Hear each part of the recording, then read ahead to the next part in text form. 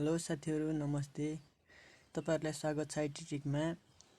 आज म कसरी फोटोलाई अथवा डकुमेन्टहरुलाई कसरी पीडीएफ फाइलमा कन्भर्ट गर्न सकिन्छ भनेर देखाउन गइरहेको छु।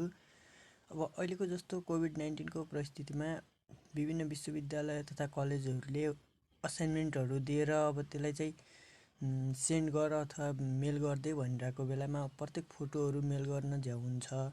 त्यसलाई चाहिँ हामीले पीडीएफ बनाएर हाल्यौं भने सजिलो हुन्छ र पीडीएफ बनाउनको लागि तपाईले प्ले स्टोरमा जानुहोस् र यहाँ गएर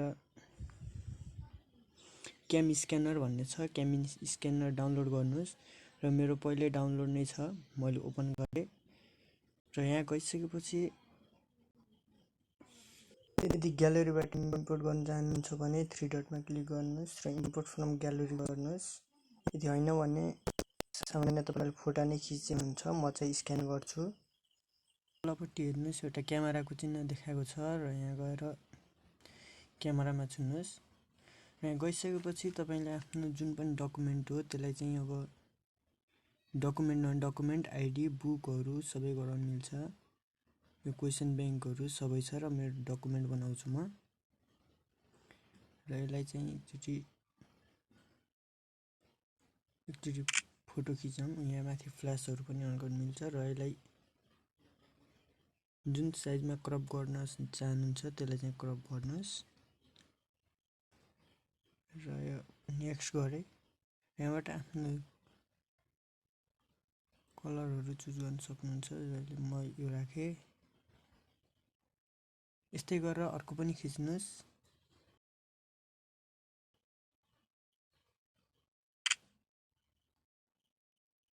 रोटेट लेफ्ट गरे र यसले चाहिँ आफूले जति चाहिएको त्यति मात्र यो गराइसकेपछि नेक्स्ट गर्यो भने र यसलाई चाहिँ फेरि सेभ गर्नुस्।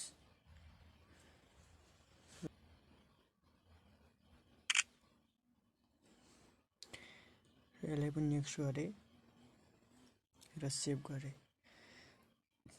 तपाईले यसपछि न्यू डकुमेन्ट भन्ने लेखेको छ, यहाँ गएर आफ्नो फाइलको नाम लेख्नुस्।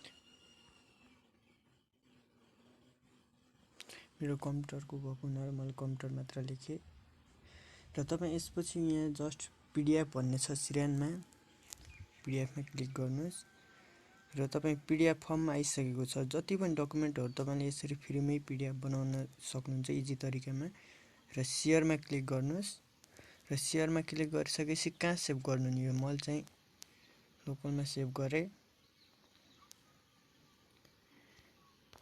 यसपछि फाइल म्यानेजरमा जानुहोस्। यहाँ एउटा छुट्टै फोल्डरै हुन्छ क्याम स्क्यानर, यसमा गएर यो कम्प्युटर पीडीएफ मैले अघि बनाएको थिएँ